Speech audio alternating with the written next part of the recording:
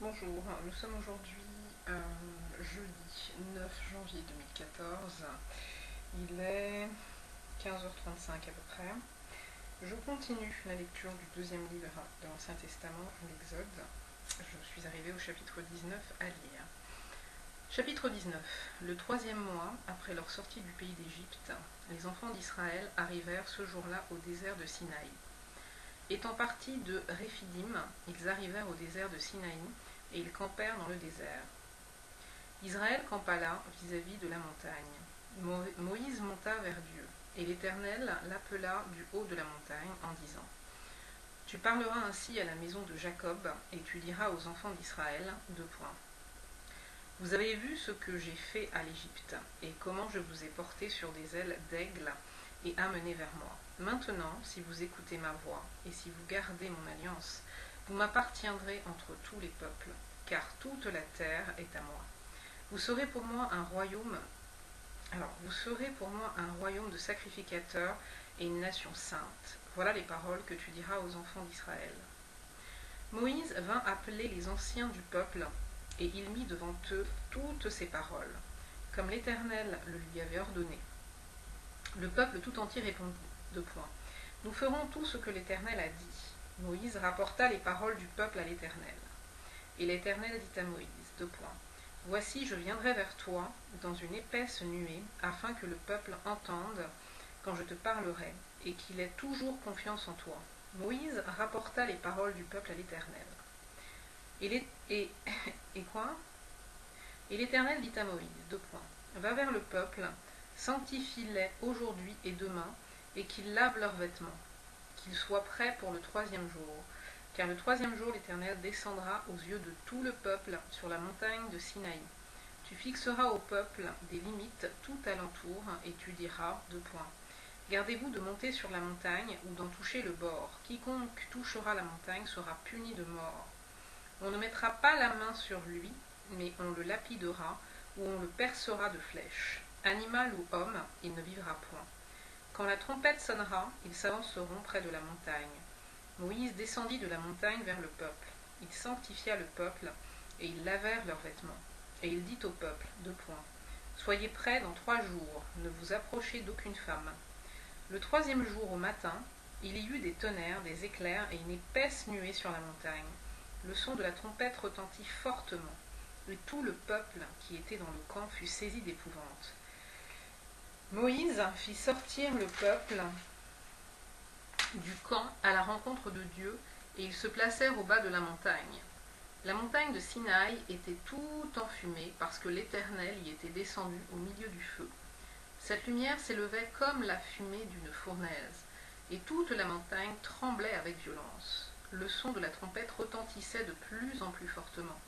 Moïse parlait et Dieu lui répondait à haute voix. Ainsi l'Éternel descendit sur la montagne de Sinaï, sur le sommet de la montagne. L'Éternel appela Moïse sur le sommet de la montagne, et Moïse monta. L'Éternel dit à Moïse : Descends, fais au peuple la défense expresse de se précipiter vers l'Éternel pour regarder, de peur qu'un grand nombre d'entre eux ne périssent. Que les sacrificateurs qui s'approchent de l'Éternel se sanctifient aussi, de peur que l'Éternel ne les frappe de mort.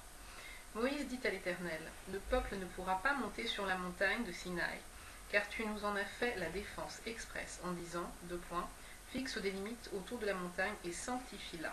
L'Éternel lui dit : Va, descends, tu monteras ensuite avec Aaron. Mais que les sacrificateurs et le peuple ne se précipitent point pour monter vers l'Éternel, de peur qu'il ne les frappe de mort. Moïse descendit vers le peuple et lui dit ces choses. Chapitre 20. Alors Dieu prononça toutes ces paroles en disant : Je suis l'Éternel ton Dieu, qui t'ai fait sortir du pays d'Égypte, de la maison de servitude. Tu n'auras point d'autre Dieu devant ma face. Tu ne feras point d'image taillée, ni de représentation quelconque des choses qui sont en haut dans les cieux, qui sont en bas sur la terre, et qui sont dans les eaux plus bas que la terre. Tu ne te prosterneras point devant elles, et tu ne les serviras point. Car moi, l'Éternel, ton Dieu, je suis un Dieu jaloux, qui punit l'iniquité des pères sur les enfants jusqu'à la 3e et à la 4e génération, de ceux qui me haïssent, et qui fait miséricorde jusqu'à la 1000e génération à ceux qui m'aiment et qui gardent mes commandements. Tu ne prendras point le nom de l'Éternel ton Dieu en vain, car l'Éternel ne laissera point impuni celui qui prendra son nom en vain. Souviens-toi du jour du repos pour le sanctifier. Tu travailleras 6 jours et tu feras tout ton ouvrage. Mais le 7e jour est le jour du repos de l'Éternel, ton Dieu. Tu ne feras aucun ouvrage, ni toi, ni ton fils, ni ta fille, ni ton serviteur, ni ta servante, ni ton bétail, ni l'étranger qui est dans tes portes. Car en 6 jours l'Éternel a fait les cieux, la terre, la mer et tout ce qui y est contenu, et il s'est reposé le 7e jour. C'est pourquoi l'Éternel a béni le jour du repos et l'a sanctifié. Honore ton père et ta mère, afin que tes jours se prolongent dans le pays que l'Éternel, ton Dieu, te donne. Tu ne tueras point, tu ne commettras point d'adultère, tu ne déroberas point, tu ne porteras point de faux témoignages contre ton prochain, tu ne convoiteras point la maison de ton prochain, tu ne convoiteras point la femme de ton prochain, ni son serviteur, ni sa servante, ni son bœuf, ni son âne, ni aucune chose qui appartienne à ton prochain. Tout le peuple entendait les tonnerres et le son de la trompette.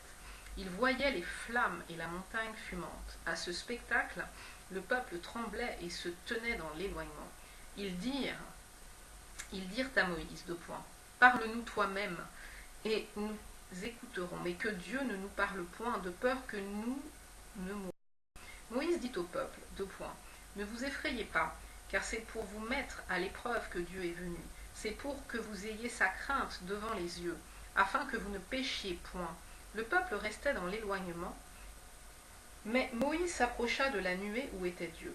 L'Éternel dit à Moïse, tu parleras ainsi aux enfants d'Israël.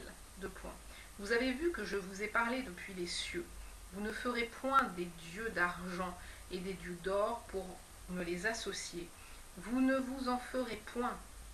Tu m'élèveras un autel de terre sur lequel tu offriras tes holocaustes et tes sacrifices d'action de grâce, tes brebis et tes bœufs. Partout où je rappellerai mon nom, je viendrai à toi et je te bénirai. Si tu m'élèves un autel de pierre, tu ne le bâtiras point en pierre taillée, car en passant ton ciseau sur la pierre, tu profanerais. Tu ne monteras point à mon autel par des degrés, afin que ta nudité ne soit pas découverte. Chapitre 21. Voici les lois que tu leur présenteras. Si tu achètes un esclave hébreu, il servira 6 années, mais la 7e, il sortira libre sans rien payer. S'il est entré seul, il sortira seul. S'il avait une femme, sa femme sortira avec lui. Si c'est son maître qui lui a donné une femme et qu'il en ait eu des fils ou des filles, la femme et ses enfants seront à son maître, et il sortira seul.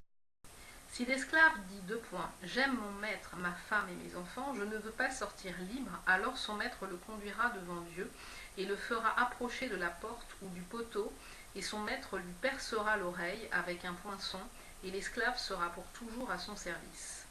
Si un homme vend sa fille pour être esclave, elle ne sortira point comme sortent les esclaves. Si elle déplaît à son maître qui s'était proposé de la prendre pour femme, il facilitera son rachat. Mais il n'aura pas le pouvoir de la vendre à des étrangers après lui avoir été infidèle. S'il la destine à son fils, il agira envers elle selon le droit des filles. S'il prend une autre femme, il ne retranchera rien pour la première, à la nourriture, aux vêtements et au droit conjugal. Et s'il ne fait pas pour elle ces 3 choses, elle pourra sortir sans rien payer, sans donner de l'argent. Celui qui frappera un homme mortellement sera puni de mort, s'il ne lui a point dressé d'embûche, et que Dieu l'ait fait tomber sous sa main.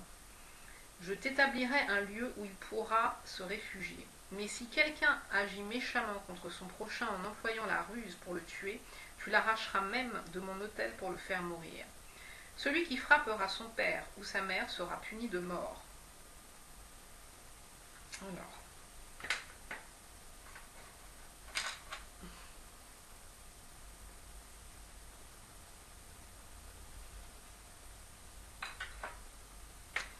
Celui qui dérobera un homme et qui l'aura vendu, retenu entre ses mains, sera puni de mort.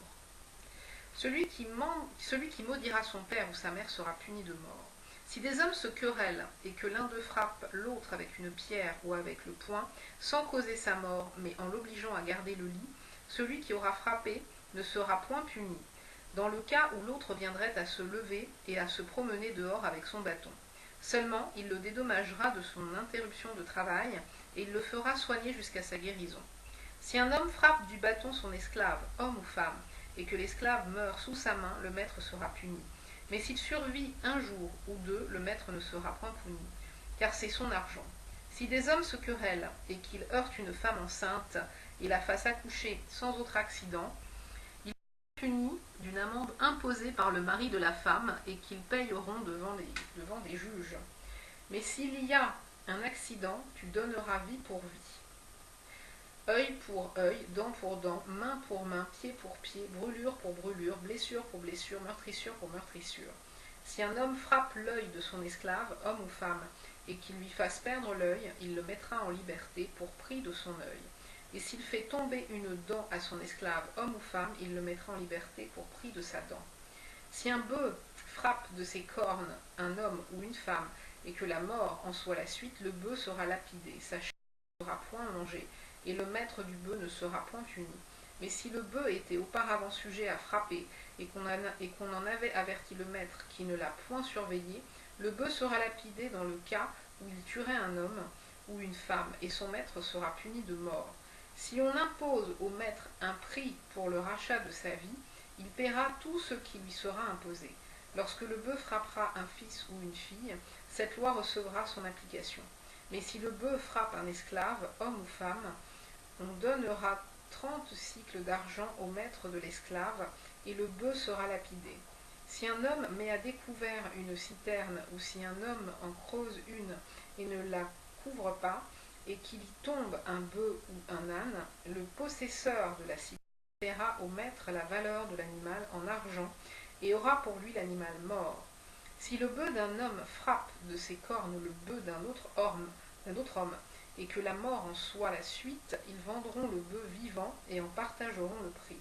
Ils partageront aussi le bœuf mort. Mais s'il est connu que le bœuf était auparavant sujet à frapper, et que son maître ne l'ait point surveillé, ce maître rendra bœuf pour bœuf, et aura pour lui le bœuf mort. Voilà, 3. Je lis 3 chapitres. Bonne fin de journée.